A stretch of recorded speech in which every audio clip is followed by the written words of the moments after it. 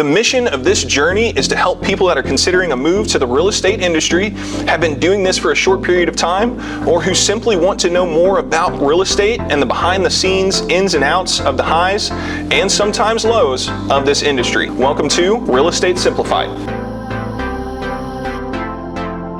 right, so we got pre-qualification. Got pre-qualified. We found a house.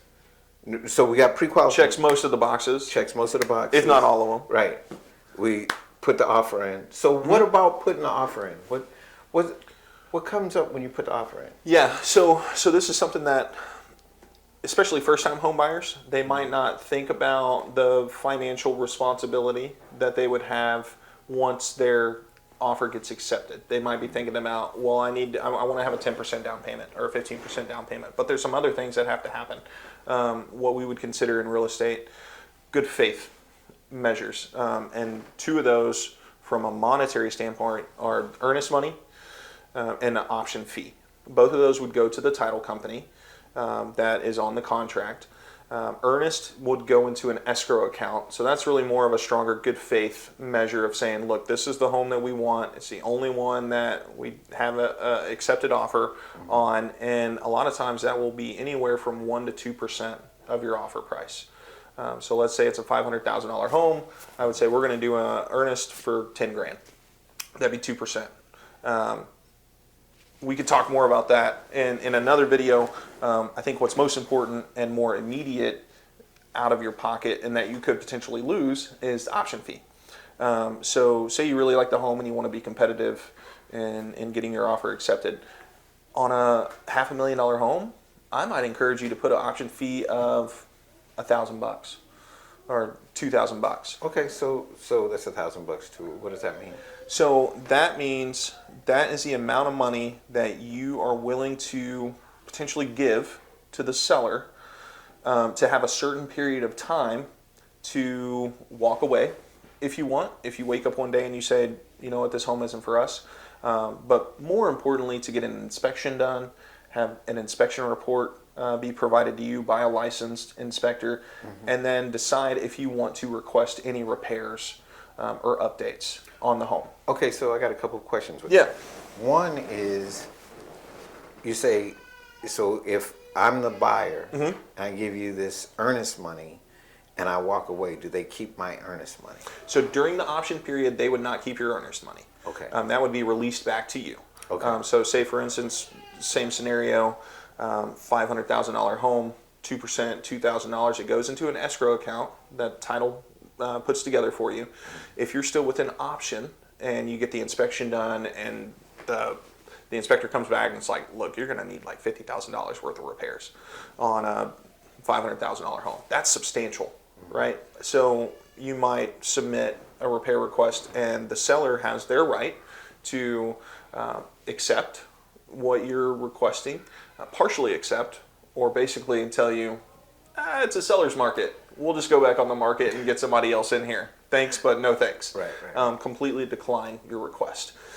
So at that moment, you have a decision to make for yourself. Do we want to walk away based on what the inspector told us these repairs would cost?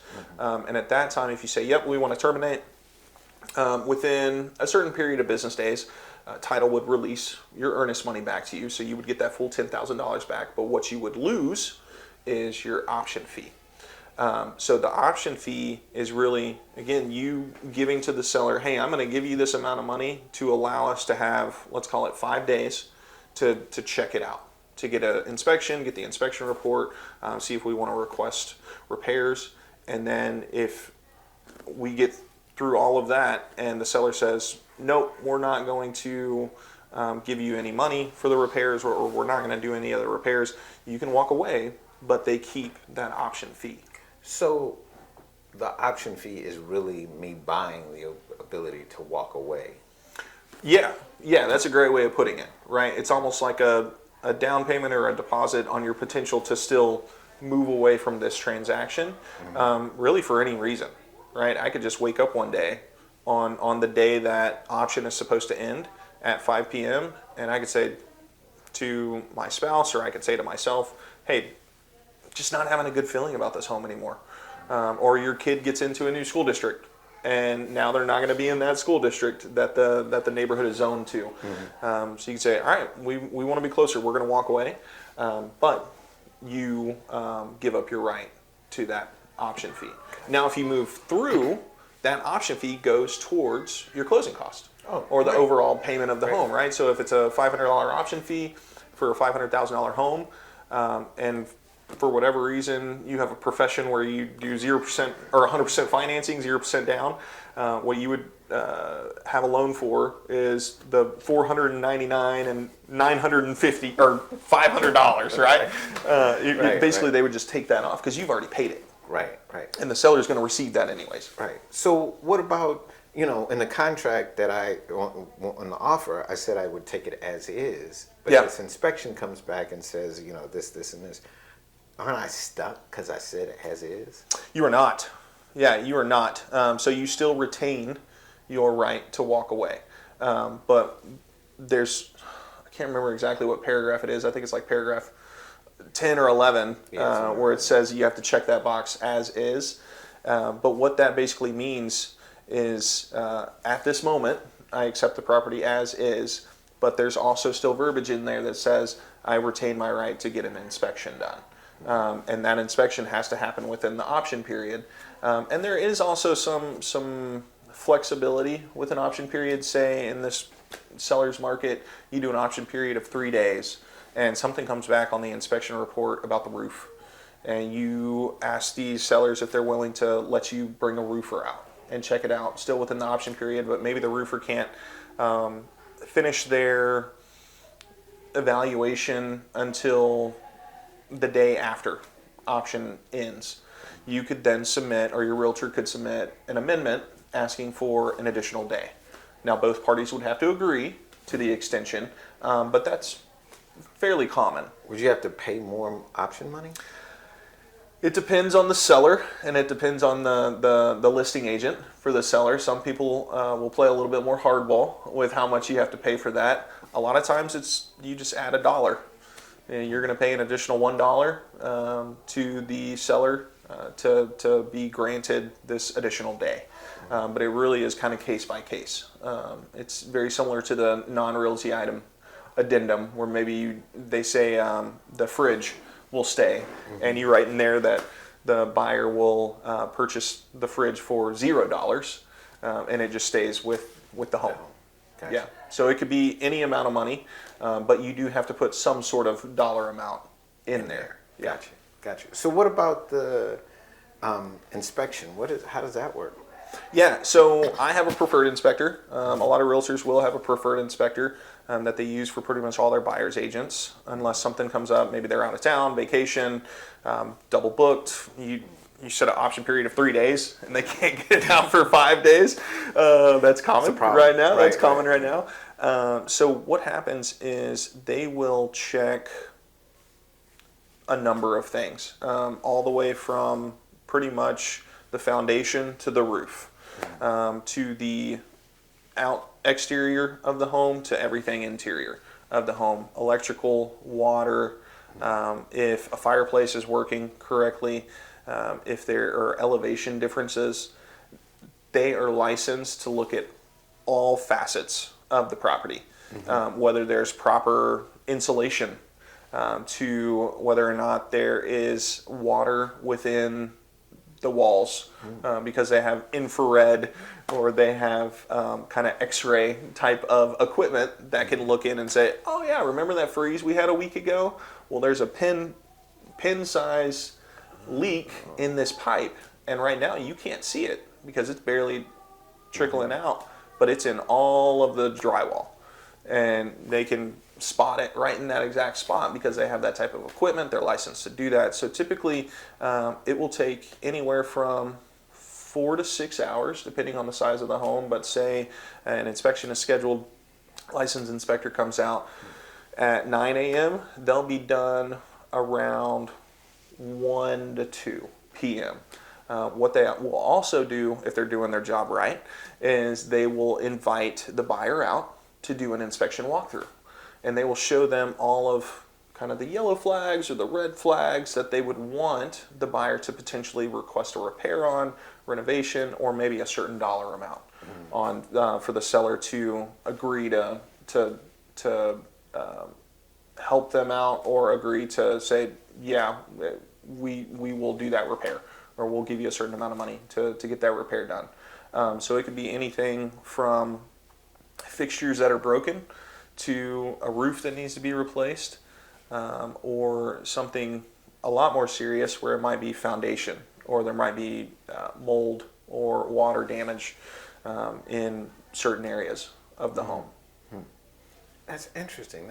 That's interesting. So by getting that inspection, you can figure out what's wrong before you purchase the house. Correct. And you're saying you still have the option to still purchase the house. You don't have to. Absolutely, yeah. So with an inspection, really what it allows you to do is just see what's going on. It's like a diagnostic. It might be your annual checkup at the doctor, and they say, hey, your blood pressure's a little high. Well, you wouldn't know that unless you got that health checkup or that inspection of your body. This is an inspection of the home that you're about to purchase. And it's kind of, here it is. This is very objective from the inspector. They're just doing their job. And they're just letting you know, here's kind of some of the things that maybe I would request if I'm purchasing this home. But ultimately, a lot of buyers right now too, they just want to know.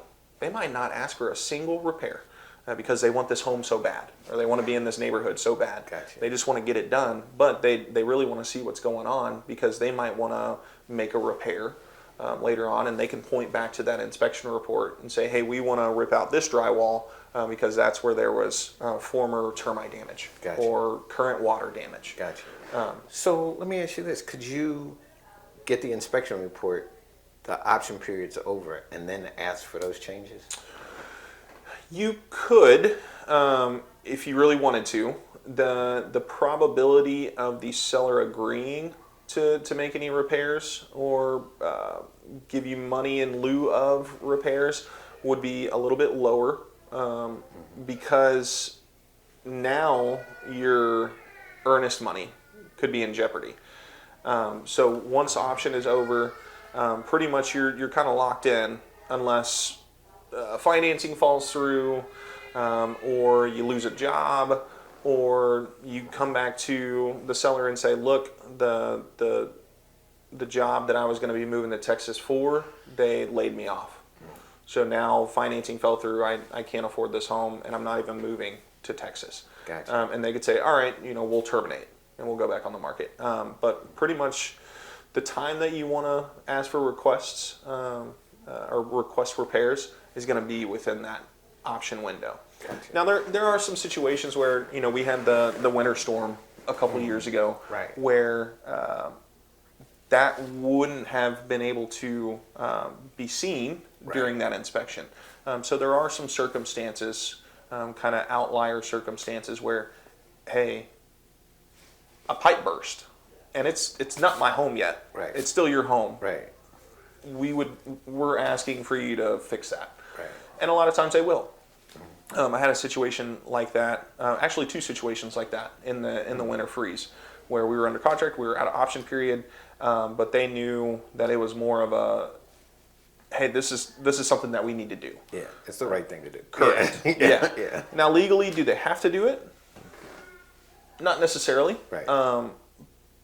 One thing I've noticed in real estate is it kind of comes around, goes around type of thing, where I want to do this, I want to do the right thing, because when I'm on the other side, maybe as a buyer, not the listing agent, where I feel like I hold all the power, I might be the buyer's agent this time, and something like this happens, I want to be treated in the way that they treated me, Right. type of situation. Right.